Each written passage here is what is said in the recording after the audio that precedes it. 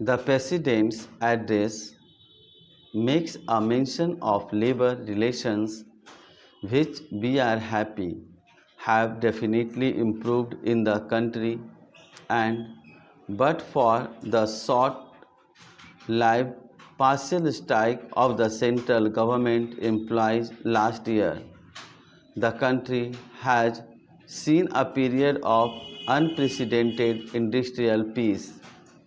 It must, however, be mentioned that this industrial peace and achievement of the country is not based on a proper distribution of national income. It was with a view to giving the labor of the country, the working people of the country, a share in the rising national income that the seventh plan provided for the appointment of wage boards for certain industries. It is a matter of not a little disappointment that wage boards were set up only for 3 out of the 8 industries for which they were provided during the seventh five-year plan. Labor in the country has helped a great deal in achieving the industrial progress of which the President has correctly made a mention.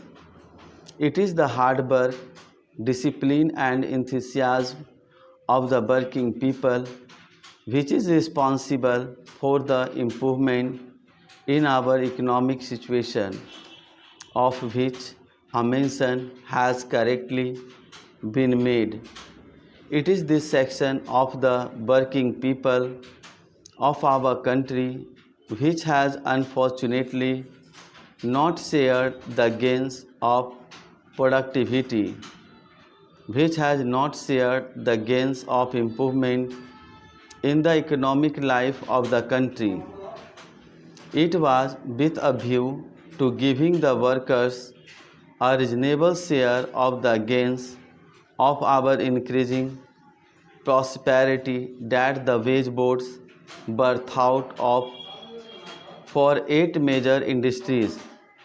The workers in the country are disappointed that only in the case of sugar, cotton and cement industries, wage boards were appointed and these bodies finished their work during the second plan period.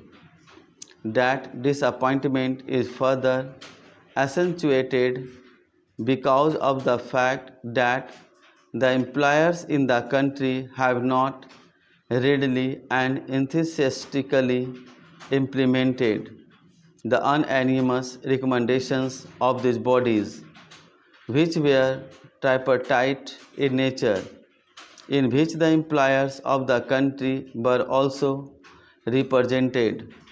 The government has not made up its mind about the recommendations of the wage board for the sugar industry, and even the government resolutions in the case of cement and the cotton textile industries have not been implemented by the industrialists. It is a matter of great disappointment. It indicates that the people who talk so much of industrial peace are really not interested as much in industrial